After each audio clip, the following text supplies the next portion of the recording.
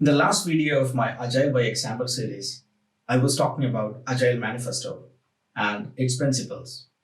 We discussed about the 4 values Agile methodologies provides. In this video, I'm going to talk about one of the most popular Agile methodology or Agile framework used nowadays in the software development, which is Scrum.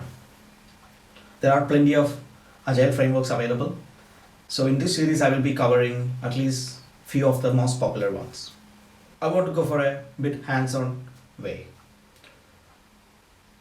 So I'll try to create a problem statement, or we will be learning Scrum through a mock project. And my plan is by end of this video, you will have at least a fair hands-on overview about Scrum so that you are confident to join any Scrum team. Let's get started with a problem statement. You're a part of a software engineering company where you develop software for your customer, and you have a customer now, and the customer wants you to develop a shopping cart application, very similar to say Amazon, which most of you know. So the customer approaches you. They know that how it may look like. They know certain functionalities. As a layman, because it's not their expertise areas, because they are good at developing the products or selling it, but they don't know much about the software aspects. So they know as a user how it should look like. But of course, it's your responsibility to develop or fill the gaps. Now, based on the current situation, you decided, because when we discussed about Agile Manifesto, we got to one point, customer collaboration. So here also this is applicable because customer don't have a clear-cut idea what it could look like. Or so you believe that here in this project you need to have a better customer collaboration, where you will develop something and you will show it to him and you will get feedback and you will continuously develop. So it's an iterative model. So that's why your company decided to go with the Agile Scrum.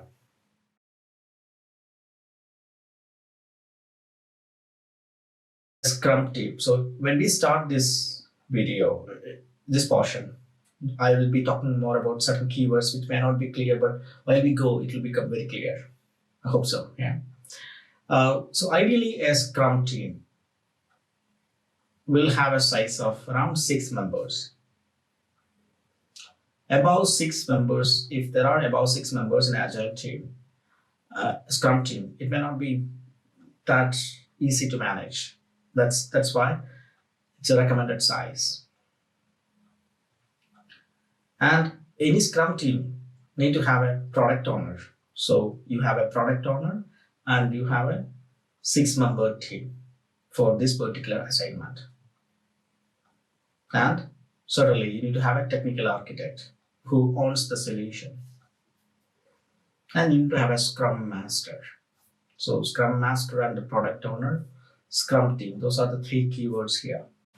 That's the structure you are going to implement to finish this project.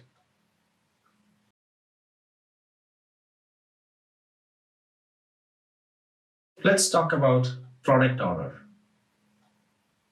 Who is this product owner? Product owner is the internal customer for any Agile Scrum team. In this particular case, you are located in, say, New York, and your customer is in Tokyo. So if you have any questions, you cannot approach him because you are living in a completely different geographical zones. So you need to have a person who is always accessible, a representative of the customer near to your desk. Product owner owns the product, manages the customer. I don't like the word manage, engages with the customer. If a development team have some questions about the requirement, he will be the first point of contact. Sometimes he may also not fully aware, that certainly he will clarify with the customer. There are situations like that. We will be talking more about these roles, responsibilities, while we go, what he does in his day-to-day life. Then we have another person called Scrum Master. Scrum Master is one of the term which is really misunderstood, I think, nowadays. Because when a company, mostly if a company is moving from a non-agile project to the agile project, the team leads become Scrum Master and they think that they are leading the team. No, Scrum Master is a facilitator. Scrum Master is not the team. We don't need any managers in agile team because agile by principle is a self-organized team. Agile team by principle. That means everyone in the agile team knows what he's supposed to do. So we don't need anyone to manage. But I have seen personally Scrum Masters really try to manage the team members or manage certain things, which is not at all good. I'll call it as fragile. It's fragile development. No. Scrum Master is a facilitator. He ensured that the team has all the information and we are utilizing the team with 100% capacity. Then the development team. The development team in waterfall model, the development and testing team were mostly separated out. And that was creating major problem because development team creates something, testing team maybe in a different location, they will take the release and verify, they may have a lot of questions. So the communication was a big problem. But Agile enforces or recommends anyone to go for a multi-functional team or cross-functional team, where a team will have a development team and one or two test engineers. I believe we covered all the roles here, basic or as a helicopter view. Now we are about to start the actual development for this shopping cart requirement. I'll call it as a futuristic shopping cart, just have some dummy name. The first step, the product owner may travel to the customer location. The customer might have explained things, maybe as a drawing, because he don't know any technical terms. He knows how it can look like, so he will draw it in a piece of paper. Product owner asks a lot of questions in the form of an interview or something. He collects all the information. He covers up all the areas of the customer's current understanding. At this point, the customer also don't know how the end product may look like. He knows, okay, at least if I get something like this by next month, then I will try to think something else on top of that. I will have more ideas how it can go. That's the beauty of iterative model. So,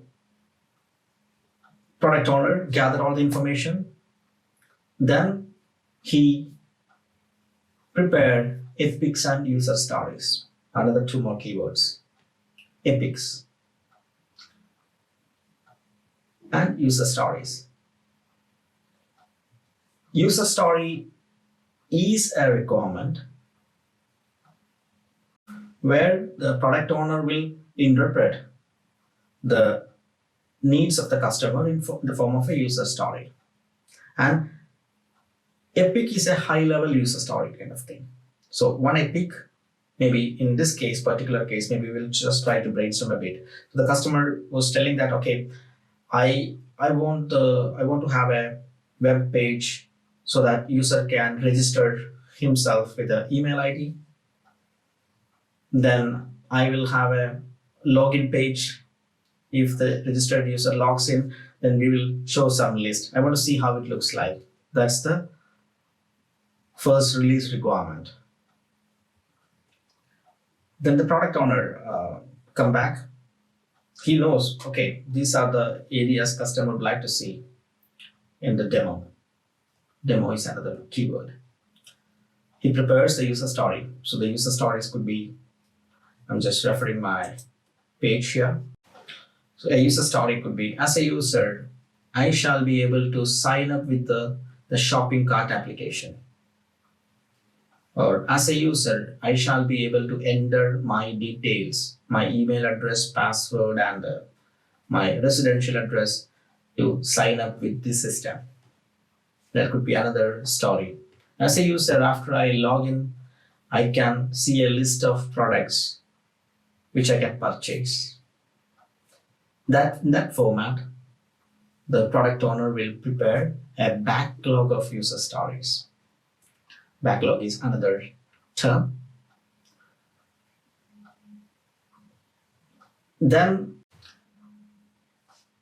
the user stories will be given to the development team. The development team will estimate it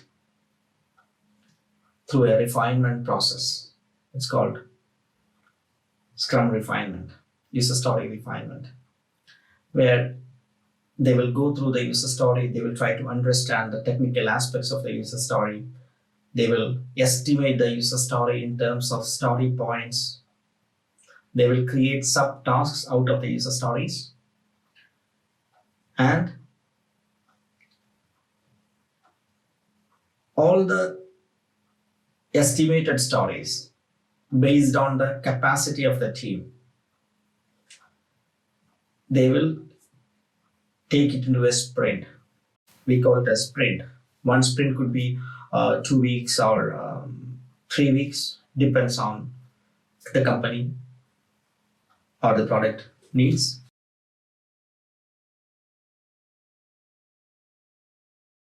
In a sprint, there are a few common ceremonies. One of the most common ceremony is the daily stand-up. The daily stand-up is chaired by the Scrum Master. There will be all the development team members and the Scrum Master and the product owner. In some cases, sometimes product owner may not be able to join if he's busy with some other meetings. That's okay, it depends. But it's mandatory that all the development team members need to present and need to be available in that meeting. It's a short meeting, daily stand-up of maximum 15 minutes, where the Scrum Master will go through each and every person in that team. He need to answer what he has done yesterday, what is his plan for today, is there any blocker? Blocker means whatever he is doing, something is blocking him to finish that commitment. If so, the Scrum Master need to take that responsibility of the blocker, and he need to maybe assign him some other task, and he need to immediately work on those impediment. We call it as impediment. If there are any blockers for the development team, the Scrum Master will be responsible to fix it immediately with the help of maybe product owner, or he may need to say sometimes that they may need a software license which has not arrived yet. Then the Scrum Master need to talk to some people, get it approved, and unblock the item. So if there are impediments, Scrum Master is responsible. But that meeting must be finished in 15 minutes. But there are chances that the team needs to discuss about the certain technical things. And I have seen sometimes the daily stand-ups becomes technical discussions. That's not fair, because we are taking everyone's time. So then the Scrum Master need to land that discussion. We call it as spark the discussion. Then take it maybe after the stand-up between those 2 individuals or 3 individuals or whoever is needed. There is a refinement meeting, backlog refinement meeting. As I mentioned, the product owner creates the backlog. Product owner owns the backlog. He knows the items to be done in the priority. So he will be always prioritizing the backlog. Sometimes one user story will go to the bottom, something else will come to the top. So it's development team's responsibility to estimate.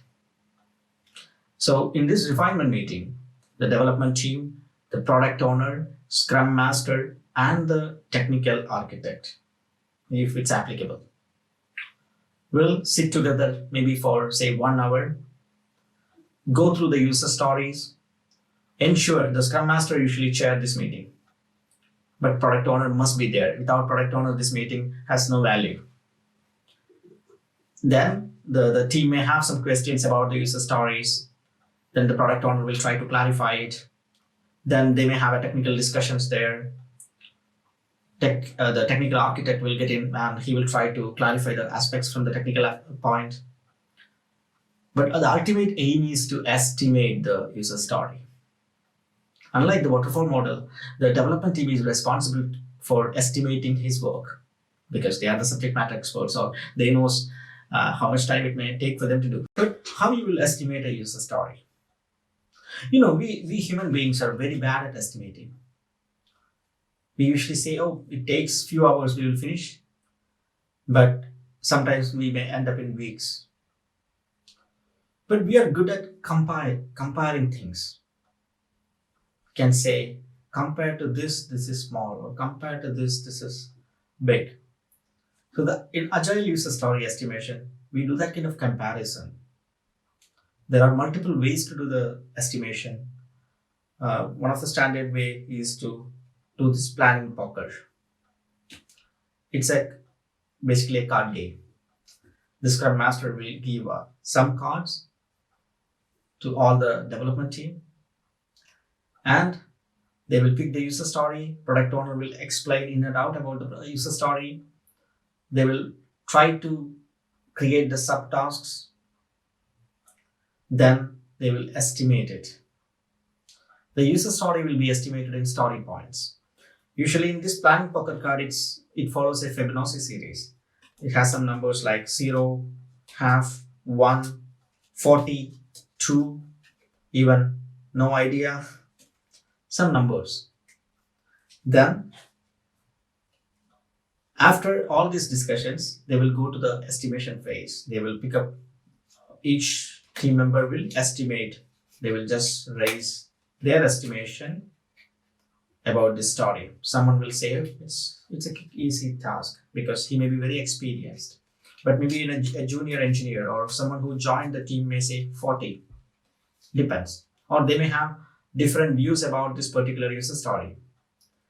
So this is the place to discuss and agree on one common number. So ideally, the Scrum Master will ask the one who estimated very less and the one who estimated the most. And we will try to get the feedback, why they think that this is an easy task or why the other one is thinking that it's a complex task. We will get the feedback and we will have a discussion on top of that. And everyone will try to come to a common number. And ideally, it's always a good idea to do this refinement every week in a forming team, because you will have a clear plan. You clearly know what are things you will be doing, how much time it may take. You have a plan in place after the refinement. So always try to keep the refinement, say, as a weekly ceremony. Another important meeting in the Scrum is the sprint planning meeting. In the sprint planning meeting, the Scrum Master will understand the capacity of the team for the next sprint. This is done in consultation with the development team. So in this meeting, maybe they will discuss about the holidays of individuals, and they will understand the focus factor. Focus factor is a new term because usually you will be working 8 hours in office. What's your effective working hours? You may have other meetings. You may be working 6 hours. So your focus factor is not 100%. It could be 75%. And suppose if someone new come into the team, their focus factor could be say 40% because they are very new to the system. Even though they work 100%, the output will not be same as like an experienced one. So the Scrum Master will use a focus factor of 50%. Based on that, they will estimate the team's capacity. It could be say 200 hours, 200 man hours. Then the Scrum Master, with the help of development team, will look at the backlog. They have already estimated the subtask. They will pick up the stories from the top of the backlog, because the product owner has prioritized it. We are not allowed to change the priority or shuffle it around.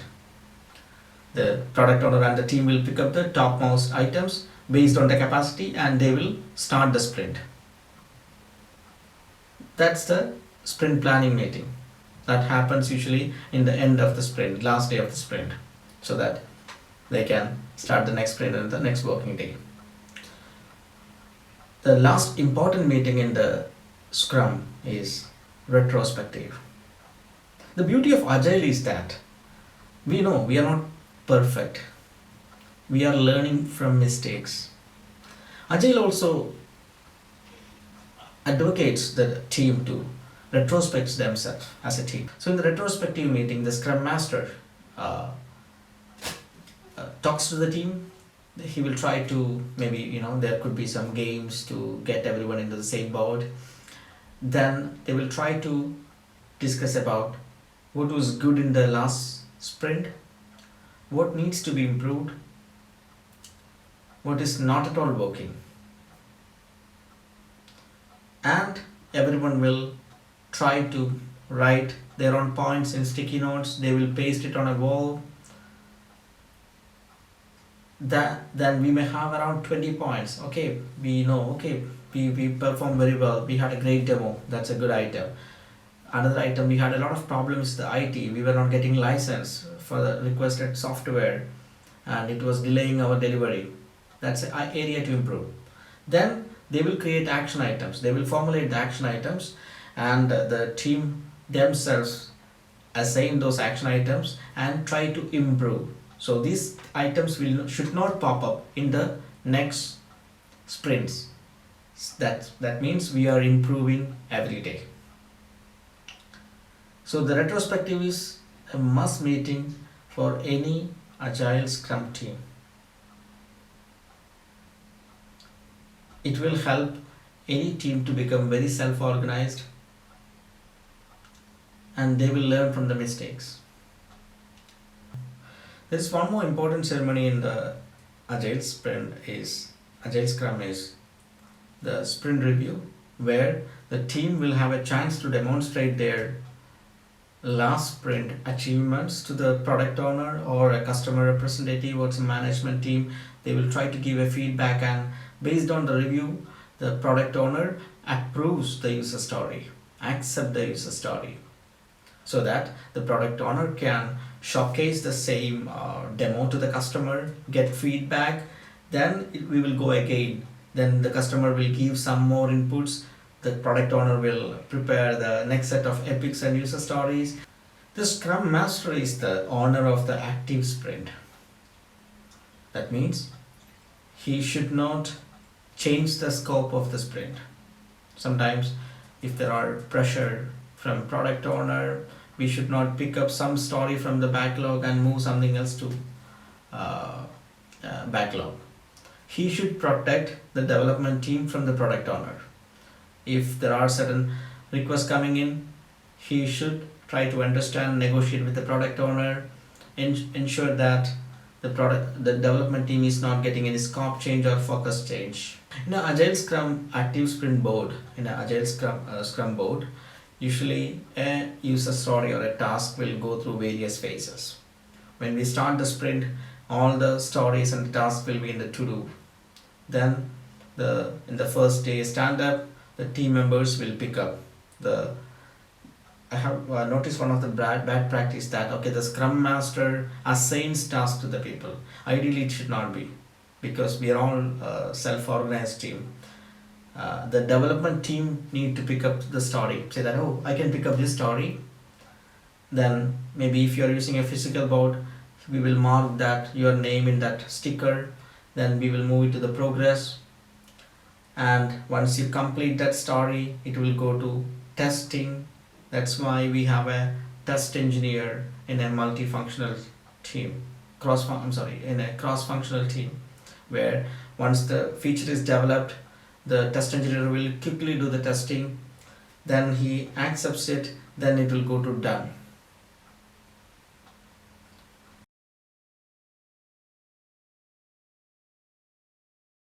I'm using a tool called Jira. There are other tools, popular tools similar to Jira, such as Rally. My personal favorite is Jira because it's more customizable, but of course, the tooling is not the scope of this discussion. You can see here, we are in the backlog. For the first release, based on the first information, first feedback from the customer, he created around 6 user stories. This backlog is owned by product owner. So product owner will create the backlog, and the team will start looking at each of these stories during their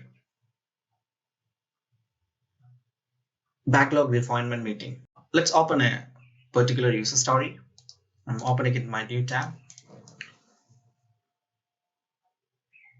You can see the title. As a user, I shall be able to sign up with the futuristic shopping cart application. There could be a description. There should be a definition of done. And in this particular case, I try to create a mock UI. The user story will try to explain the feature. Here it says the shopping cart, I'm sorry, the spelling is wrong. The shopping cart application shall have a button in the home page named sign up, and when the user clicks that button, the system shall take the user into sign up page. The home page shall look like the below screenshot, and the product owner created a mock UI which may look like this. It's very ugly. And yes, in Agile, as it's an iterative process, this is to get an initial feeling of the features. There could be mock buttons, that's okay. But this user story says that there should be a sign up button. When I click, I need to redirect to another page. Simple. So the definition of done is very important, and that's why I intentionally put it in this user story. For a junior engineer in the engineering team, the done for this particular task would be just the implementation, functionality implementation. He may not be bothered about, say, unit test or static code analysis. Anyway, it's not valid here in this HTML application. But if you're developing a C++ application, static code analysis, unit test, and all those things are important. But for a junior engineer, he may think that, okay, just implementation would be good. So here, the product owner have a space to set the expectation that, okay, what I expect by saying this story done, so that the Scrum Master can review all these items before it goes to the done stage, or it could be done in the review process. And I already estimated some numbers. This is called story points. I just put some number 30. Now let's see. We talked about refinement. Suppose if this user story comes into a refinement phase, in a refinement meeting, the product owner explains that, okay guys, we need to develop this UI. Then the development team try to understand, maybe they will talk more about the technical aspects. Okay, they mentioned about local server. Should we use an Apache server, or it could be a LAMP where we can, in future we may need a database. So a built-in LAMP server would be good. I mean, those kind of technical aspects. Then they estimate the effort in story points, like through a tool like a planning poker. So I estimate, say, 3, some numbers. A user story must be a small piece of work which need to be finished in one sprint. Sometimes we create user stories which can run for many sprints. That's not a good idea. You should write user story which shall be very short, and someone need to finish it in one sprint. Suppose if the team is estimating this story as 40, then it's a problem. So the product owner need to revisit the story, split it into, say, multiple stories so that the team can achieve it. During the refinement, they will create subtasks. Maybe they will create a subtask, create HTML index page, then create sign up page, find say deployment server, those kind of tasks. And during the stand-up, each of the team member will pick up one item. Good. Then we will go to the previous one, another story. Say, suppose if this story is somewhere here, there are chances like that. And during the refinement phase, what is the problem here? It has a dependency, because it says as a system, it shall showcase the list of products to any logged in user. We haven't implemented a logging feature yet, but the user story is expecting there's a precondition that, okay, the user should be logged in. While refining this story, if you are feeling that, okay, this story has a dependency, and if you are picking up this story, we will be blocked easily. Then with the consultation with the product owner, maybe we can convince the product owner, we can reprioritize the story so that we will finish all the dependent item so that it will not be get blocked. Then there is some another story called spike. Spike is a common term used in Agile, Scrum. It's a time boxed activity. We cannot run, say, spike for weeks. It's a small R&D task. So here, one of the spike maybe for the technical architect is to identify a domain provider to host the final product. Then the description is we need to prepare a decision matrix. Ideally, a spike could be of 1 day. Yeah. And this spike will be independent tasks. Using spikes are very important, and it's very good. If product owner is not sure if technically this is feasible, if some stories are feasible, which is expected in the next sprints, always it's a good idea to assign a spike to the development team as early. Then based on the result, he can make a decision to continue with the story in the upcoming sprints, or he can consult with the. So that's all about backlog and backlog refinement. Now, say in the planning meeting, the team and the Scrum Master look at the backlogs. There could be some user stories carrying over from the current sprint. In our case, this is the first sprint. So based on the capacity, the Scrum Master will pick up the items from the top of the backlog. Say these 3 stories the Scrum Master has taken into the sprint. The sprint will always have a name, FSC Sprint 1. The FS is, because I use the name futuristic shopping cart, that's why it created a key. A Sprint 1. So you can see that the three stories are there in backlog already. 3 stories we have taken in the Sprint 1. And we need to start the sprint in the sprint planning. Sprint name, we can specify the duration, of course, the sprint goal. It's always a good idea to set up a sprint goal before we start the sprint. Then we can review whether we have achieved those goals. And that's like a theme for the current sprint. Then the team knows that, okay, what we need to achieve.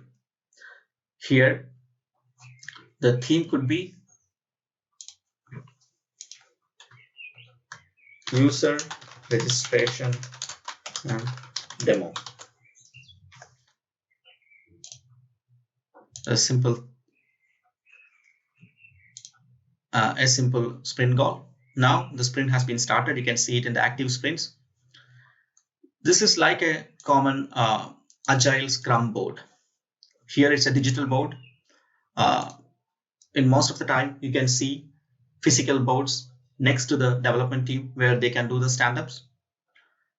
The ideal Scrum board will have a to-do list like this: in progress, in testing, blocked and done. When we start the sprint, all the stories will be in to-do. If there are carried over stories which was progressing in the last sprint, will remain same. But it may look like this. Then over the course of next days, say we will start assigning those stories, and we will move the stories into in progress. Then sometimes due to some issues, it can go to block state.